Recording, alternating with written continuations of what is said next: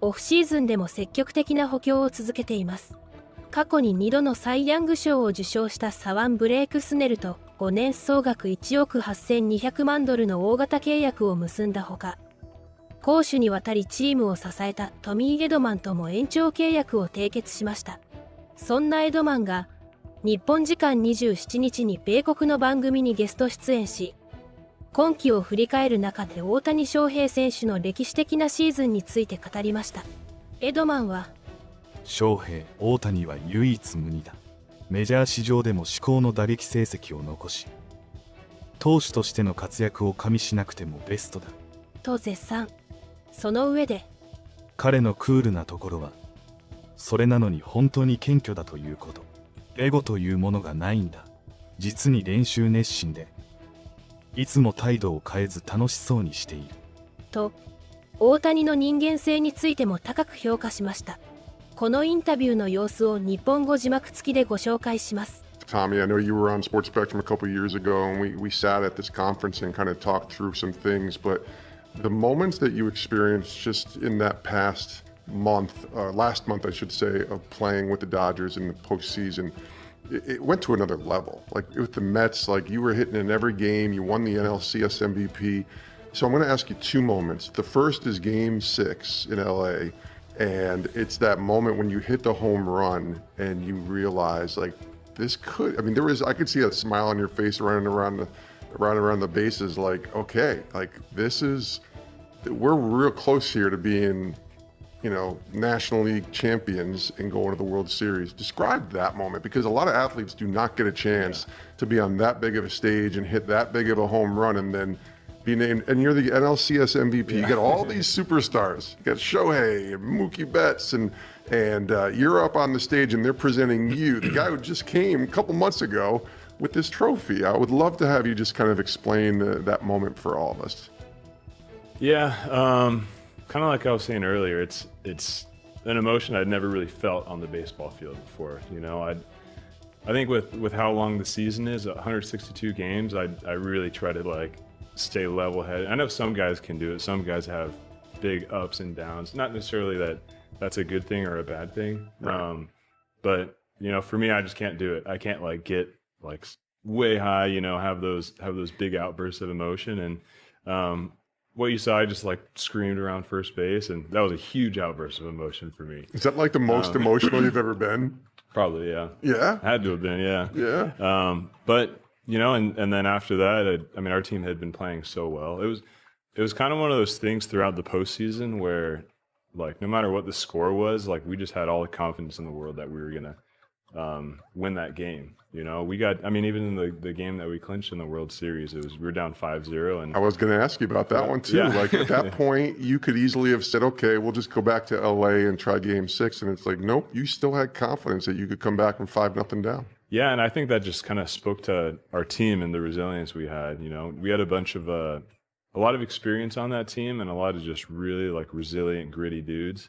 And just having the confidence as well too, and I think I've been parts of teams kind of like that in the past where we just keep on fighting regardless. But, I don't think that I'd ever been a part of a team that was to that degree. Yeah. So I think once we got up in Game 6, it was kind of okay, we're winning this thing.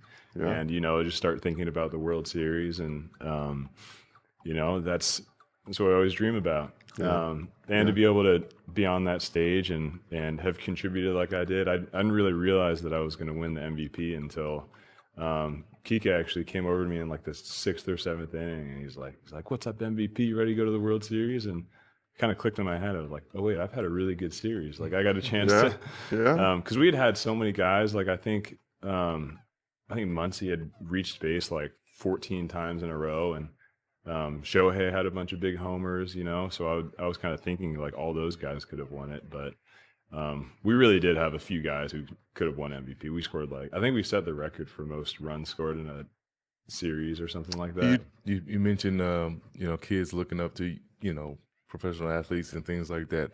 There's one guy that you're teammates with, and I know a ton of people look up to, Shohei Ohtani. Yeah. Right? Yeah. What was that like? I guess being in the clubhouse with someone who is I'm idolized as he's like the Michael Jordan of baseball. Yeah. How is that? It's crazy. He's a one of a kind, and he had, I think, the best offensive season of all time, and that doesn't even include him pitching too.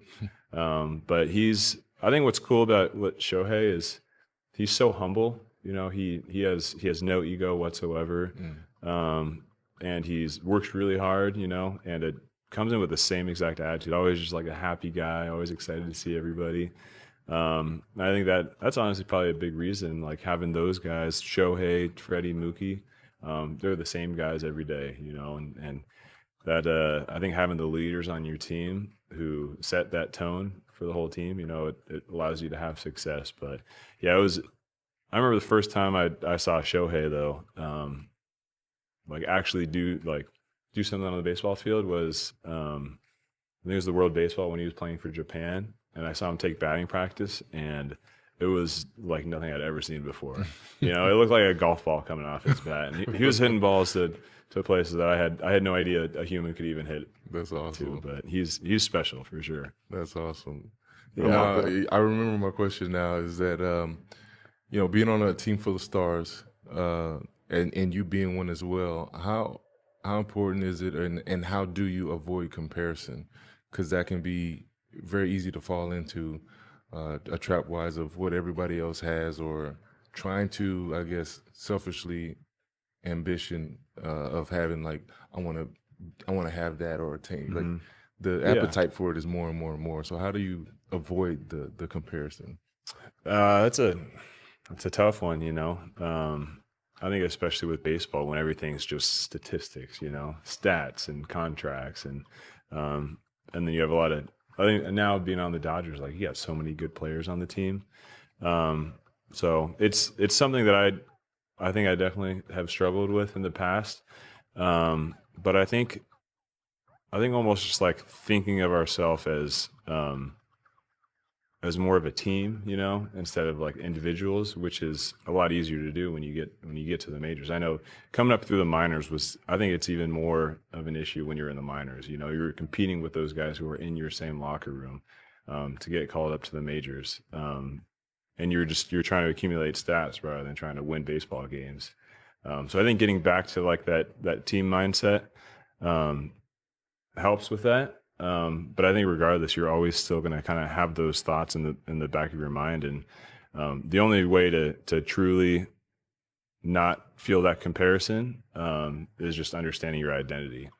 Your identity isn't based on your stats or the back of your baseball card, but your identity is in Christ.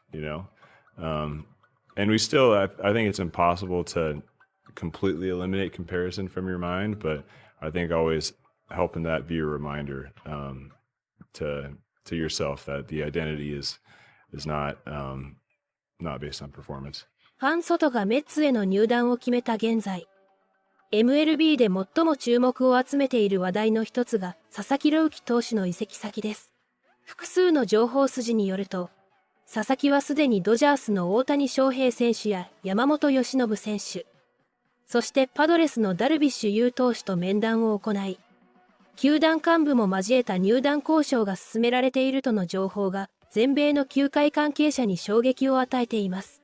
佐々木が信頼を寄せる日本人プレイヤーたちが直接出馬し、入団を呼びかけていることは大きなインパクトを持っています。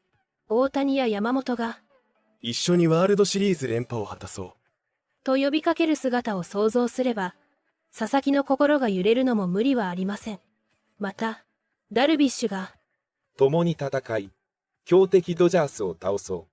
と熱く語りかければ、こちらも心に響くはずです。この若き才能がどのチームを選び